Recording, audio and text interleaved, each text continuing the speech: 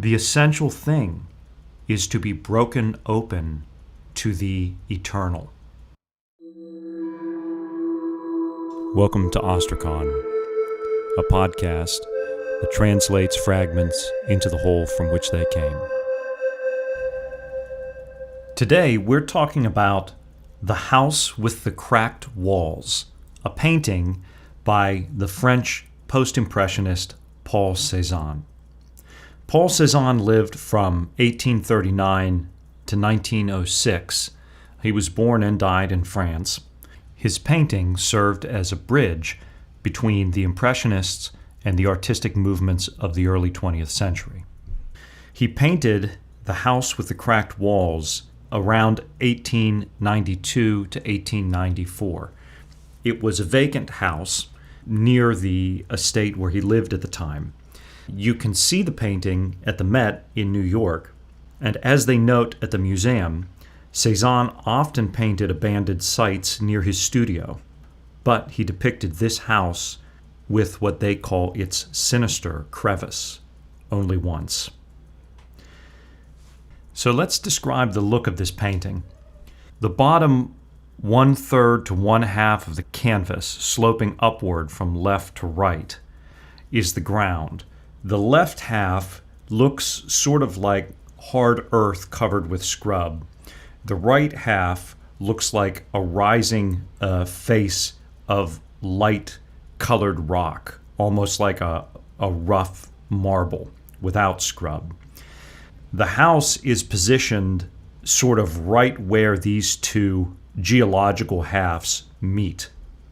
And it's in a line of trees that follow the sloping ground upward from left to right.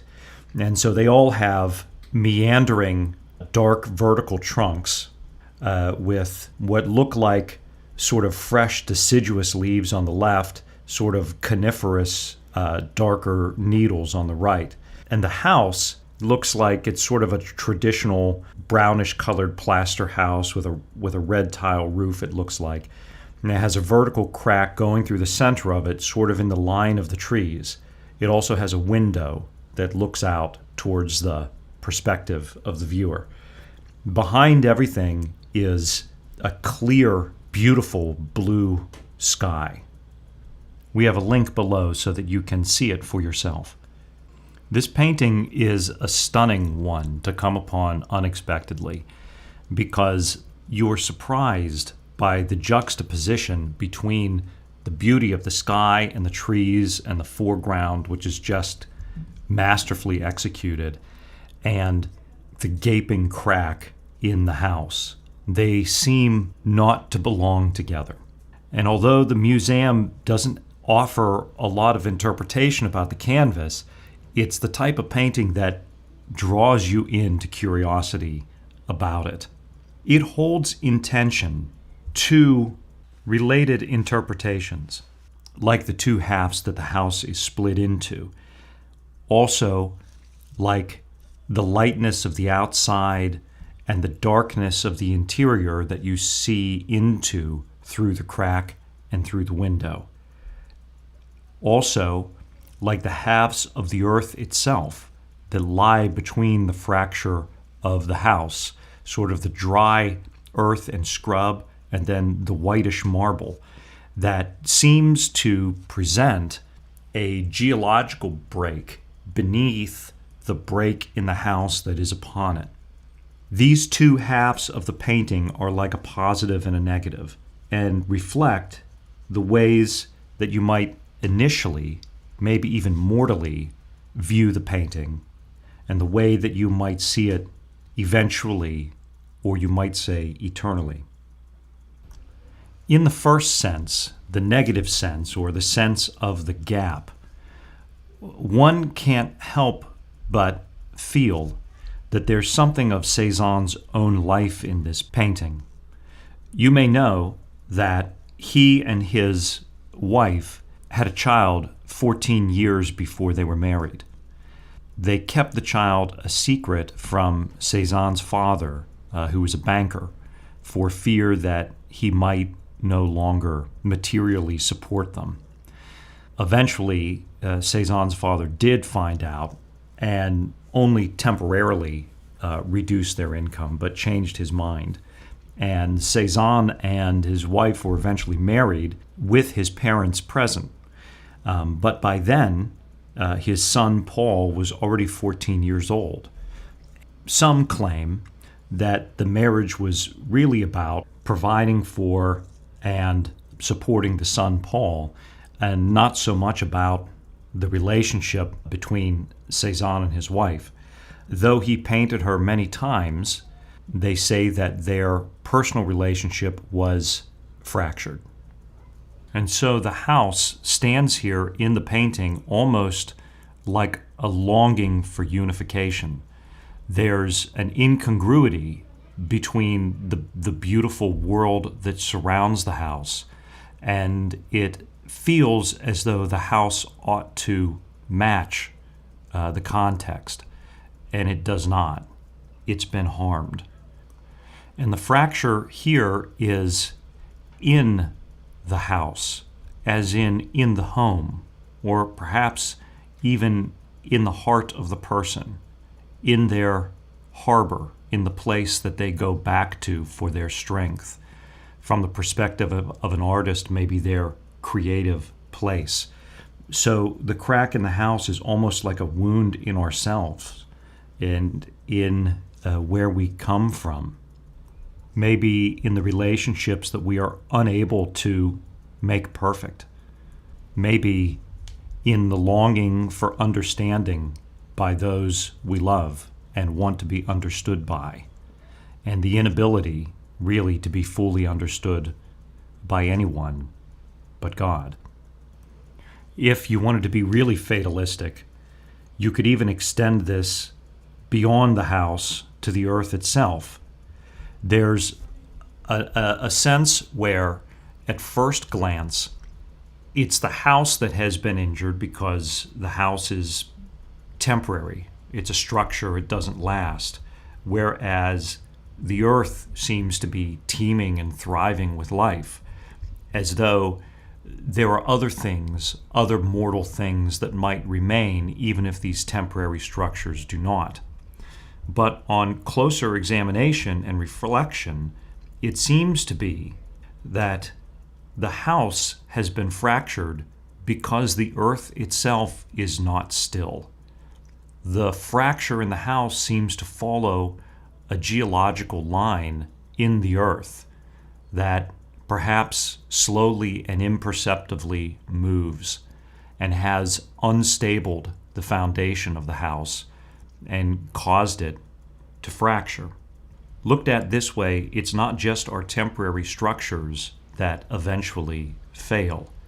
It is the nature of the earth in its entirety that it is subject to constant change, to destruction and renewal.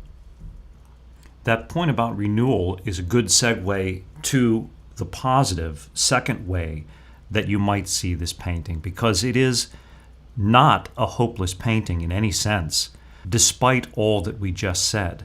The house might have been depicted in a storm, in a state maybe of even further destruction, in a way that shows physical harm or loss. None of those things are there. It's situated beautifully. And in fact, I disagree with the characterization of the museum that the crack is sinister. This is a canvas that calls out for exploration. That's the overwhelming sense that the viewer gets when you see this house. There's a feeling that there's a story to it, that though it could be dangerous, you would like to go inside it and see what's happened to this building, what was left behind, what's been lost, what patterns has the rain made on the plaster walls, what does it look like to see this blue sky and abundant sunshine through a crack in a building like this that shouldn't be there. What's it like to look from the inside broken open to the outside and flooded with nature. It reminds me almost of the videos that you can find all over YouTube of people exploring abandoned spaces. And why do so many people watch them? Because there's something so intriguing about what we try to piece together of lives and pasts based on these structures. And this painting speaks that. It calls to the viewer to come in. It calls maybe in the way that we as the explorer may want to find something of ourselves in the place that we explore. It calls also in the way that we as one harmed might want to share our pain with another and to be known. You know, we talked about, in the negative sense, the fracture could represent the failure of knowing in this world. But in this positive invitational sense, there is a way that we can know each other more deeply, share our humanity more deeply in the understanding of the things that we have lost, the pain that we've felt. We all seek that companionship. There's also the way that you might call to God to come into the place of your deepest pain. And this house seems to say, come in. There's an interesting comparison between the window of the house and the crack. They're situated right next to each other. They're both dark in comparison to the light behind, because the opposite wall of the house is not fractured. But they're very different kinds of openings. The window, of course, is a rectangle. It's architecturally correct, you might say. It's a designed opening. Its corners are square. Its lines are straight. And the form of the window expresses how one might look in or out. In other words, when looking out into the world from inside, we might have such a perfect frame, a particular viewpoint, a perspective, an ideology, a lens through which things are perceived. And so they appear to us through the perfect squared frame. From the outside, this is the permitted view into the home. And again, it's a frame, it's a form, it's squared. This is the way that you are allowed to look in on me. This is what I present to the world. This is the opening that I would allow. But then you compare that to the crack, which is vertical and ragged and meandering, like the trees that line both sides of the house. And it would, you can imagine if you were within, flood the house with light, such that the dark way that it appears from the outside would have the opposite effect if you saw it from the inside. And it is nothing like the framed perspective. It is natural. It is vulnerable. In a way, it represents how we might more truly see out from a position of permitted vulnerability as opposed to curated perspective, and the way that we might be seen into, again, in relationship, in permitted vulnerability. I think there's something to the way that the crack aligns with the trees.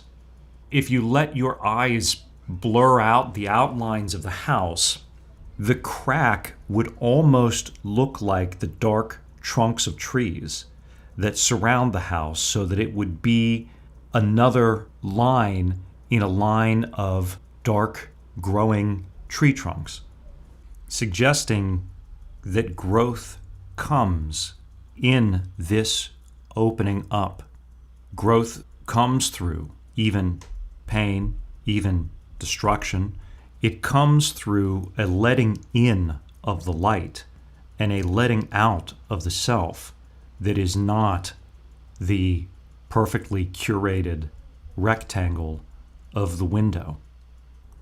Now, you might say there's something ironic in that because, as a matter of fact, we're seeing this image in a curated rectangular canvas in a frame, almost like a window of its own. But in coming to the canvas, it is as though we are coming to a window of ourselves and looking outward into the world. And this scene and the truth that it conveys is what lies across ground from us, almost like our neighbor. So when we put this all together, what can we take from this? We can take all at once and together that there is no permanent shelter, that the structures of the world fail. The world itself is under constant change, destruction, and renewal. But the result is that everything is open to heaven. This crack, this break in the structure, opens the interior up to the beauty of this blue sky. In fact, if you look carefully at the top of the house, the gap has widened such that you can see a bit of the sky through the highest point of the crack, giving the impression almost as though it would pour down into the crack and to begin to fill this house from the inside. All of this meaning that we cannot cling to the temporary. We cannot strain our lives to rebuild the temporary. The essential thing is to be broken open to the eternal. And this is why the canvas is the positive and the negative. It's why we recognize the fracture, but yet are called into it to find a window, so to speak, into eternity through our own fractures. That God is present in our wounds. Just as there's a mystery to the house, there's a mystery to the wound. Just as the house causes the viewer to want to enter and to learn what happened here and why, and who are the people that inhabited these spaces, where have they gone, what does it look like in there. So there is a mystery to the wound. What is its purpose? What is our purpose? What is to grow from this? And it's in entering into the mystery of the wound that God shows us something about who we are and who He is. You might even say we enter into our own weaknesses, our own impermanence, the transience of the world, the transience of our life, like the house that does not stand forever. And the idea is not to be enclosed, that is, trapped within structures that cannot last, but rather in the recognition of what we are, to find a view to the sky that pours inward. We exit the illusion of a perfectly constructed and curated existence in order to find the eternal. And when we are broken open, Christ comes into those wounds, into the fractures. He enters them to show the truth to us. As you may recall, Christ says to doubting Thomas so that he would know the resurrection of the body was real. He says to him, "Put your hands into my wounds, and do not be unbelieving, but believe."